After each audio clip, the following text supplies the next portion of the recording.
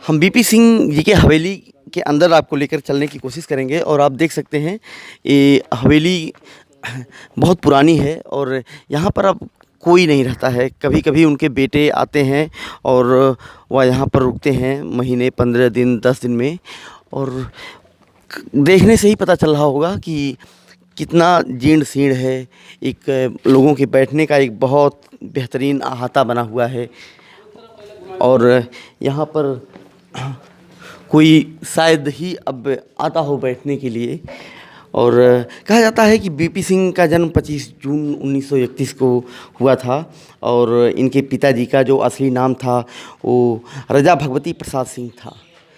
और 1936 में मांडा के राजा बहादुर राम गोपाल ने इनको गोद ले लिया था और 1941 में राजा की मौत के बाद बीपी सिंह को मांडा का राजा बना दिया गया था और मांडा के राजा की ये हवेली है। और बाद में वीपी सिंह की शादी जब हुई थी सीता के साथ, सीता कुमारी के साथ, उसके बाद इस राज परिवार की रौनक बढ़ी और इस राज परिवार में एक गजब का वातावरण देखने को मिलता था। उनके 2 बच्चे हैं, अजय प्रताप सिंह और अभय प्रताप सिंह, और वो दोनों लोग यहाँ पर आते रहते हैं कभी कभार। और ऐसा माना जाता है कि इसका देख रेख तो बहुत अच्छा नहीं हो पा रहा है, लेकिन फिर भी यहाँ पर इसी विशालता का अंदाज़ा इससे ही लगाया जा सकता है कि लोग कहते हैं कि 365 इसमें कमरे हैं और 7 आंगन हैं और 7 कुएं हैं जी 7 कुएं हैं 7 कुएं हैं 7 कुएं हैं, 7 कुएं हैं, 7 आंगन है और 365 कमरे हैं। एक राजा के हवेली की ये विशालता है और एक भूलन बगिया भी है। हम वहाँ पर भी आपको लेकर स्थिति में जब कोई आक्रमण होता था तो उसमें अगर आपात स्थिति में जब कोई आक्रमण होता था तो भूलन बगिया बनाया गया है कि उसमें अगर कोई छिप जाए तो बाहरी आक्रमणकारी उसमें घर के घुस के वहाँ तक पहुँच नहीं सकता था। वह ऐसा रास्ता बना हुआ है कि अगर वो आदमी घुसेगा तो फिर वो घुस के फिर उसी रास्ते से निकलेगा। आज आपको भूलन की बगिया में भी विश्वनाथ प्रताप सिंह जी के भूलन की बगिया में भी हम आपको लेकर चलने की कोशिश करेंगे। 70 किलोमीटर दूर गया है यहाँ से जो अंदर घुसता है तो ये 70 किलोमीटर दूर तक बीजोपुर। क्या सुरंग है क्या? हाँ सुरंग है। बीजोपुर पहाड़ी पे निकलता है ये रास्ता। अच्छा, बीजोपुर पहाड़ी पर निकलता है। ये भूलन की बगिया है और आप देख सकते हैं विश्वनाथ प्रताप जी के हवेली का ही एक हिस्सा है और ये गुफा बनी हुई है। इस गुफा के माध्यम से आप यहाँ से लगभग 70 किलोमीटर दूर व्यक्ति जा सकता है। देखिए मैं आपको दिखाने की कोशिश करूँगा। ये रास्ता है कि ये रास्ता है। इस समय अंधेरा है, इस समय काफ़ी अंधेरा है और मैं कोशिश करूँगा कि थोड़ा बहुत आपको दिखा पाऊँ। और ये एक यहाँ तालाब है रानी का। जी ये वहाँ भी रास्ता गया हुआ है, एक रानी का तालाब है वहाँ गया है। एक बीजोपुर में किला है वहाँ तक ये रास्ता गया है अंदर। और ये भूलन बगिया, यहाँ चिड़िया वगैरह पानी पीने का बहुत बढ़िया व्यवस्था रहता था, लेकिन आज ये तोड़ दिया गया है लोगों के द्वारा। और तो तोड़ क्यों दिया गया? अब लोग ना ही रहते थे, ना रहने की वजह से लोगों ने तोड़ा है इसको। अच्छा, लोगों के न रहने की वजह से ये पूरा खंडहर में तब्दील होता जा रहा है।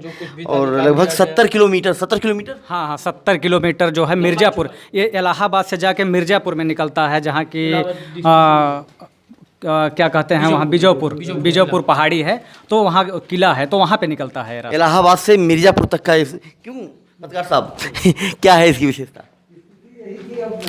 गूगल के मुताबिक जो उससे जानकारी हुई, हाँ, बाह्य आक्रमण जब यहाँ होते थे पहले राजतंत्रात्मक व्यवस्था में, तो उस समय सुरंग बना था। इसके 2 रास्ते हैं, एक यहाँ से बीजापुर कोठी तक जाता था, दूसरा यहाँ से 2 किलोमीटर दक्षिण मांडवी देवी मंदिर है, हाँ, वहाँ निकलता था। तो दक्षिण या पूरब मिर्ज़ापुर जनपद से सटे हुए जिस स्थान पर आप खड़े हैं, यहाँ से काशी और प्रयाग की कमोबेश दूरी एक बराबर है। मध्य में खड़े हैं काशी प्रयाग के आप। मिर्ज़ापुर जनपद से सटा हुआ है मांडा। विजयपुर यहाँ से सड़क मार्ग से 17-18 किलोमीटर पड़ेगा, मगर जो ये सुरंग मार्ग है इससे 7-8 किलोमीटर से ज़्यादा नहीं पड़ेगा। अच्छा, ये सुरंग मार्ग बनवाने का काम किसने किया था? वही जब हुकुम चंद्र जयचंद जी के भाई थे, जब उन्होंने कोठी का शिलान्यास रखा था सुरक्षात्मक नज़रिए से, उसी समय से बना है। 1548 ईस्वी में इसका आधारशिला रखा गया था।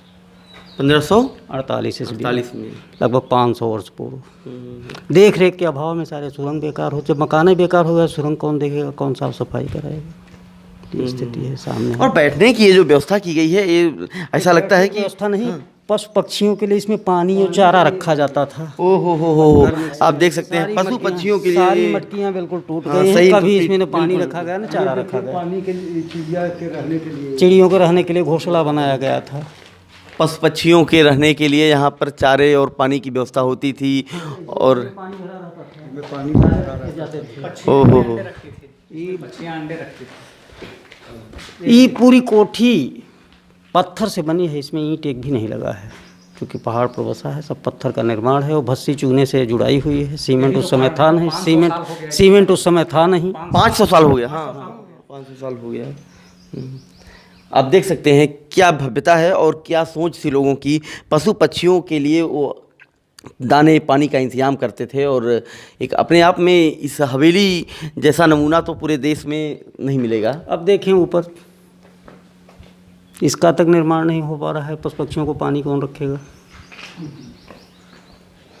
अच्छा, जब विश्वनाथ प्रताप सिंह जी प्रधानमंत्री पद से हट गए, उसके बाद यहाँ कितनी बार आए होंगे? लगभग एक बार आए थे, उसके बाद दोबारा नहीं आए। एक बार आए थे।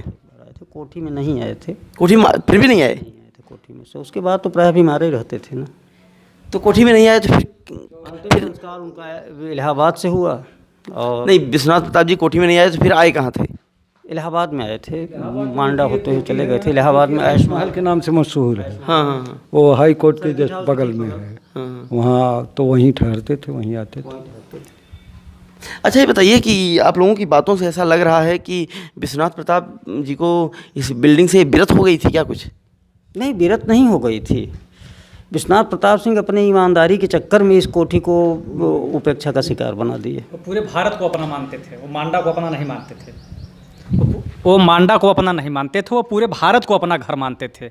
और उनकी ईमानदारी की ही देन है कि आज यहाँ जो तमाम स्टेशन है मांडा के अंदर, जो राजधानी कभी हुआ करती थी, कि आज अगर यहाँ से ट्रेन निकलती है तो महिलाएं अगर पैसेंजर ट्रेन से उतरती हैं तो शायद उनकी हाथ पकड़ के 2 लोग तब नीचे उतारते हैं, प्लेटफार्म तक नहीं बना है। और दूसरी बात यह है कि सबसे बड़ा दुर्भाग्य यहाँ ये है कि लखनऊ यहाँ की राजधानी है। आज उत्तर प्रदेश की लखनऊ राजधानी है, यहाँ के 2-2 लोग प्रधानमंत्री हुए, मुख्यमंत्री हुए, कई मंत्री हुए, लेकिन आज अगर लखनऊ कोई जाना चाहे तो उसके लिए एक भी ट्रेन नहीं है यहाँ कि लखनऊ लोग ट्रेन से चले जाएं।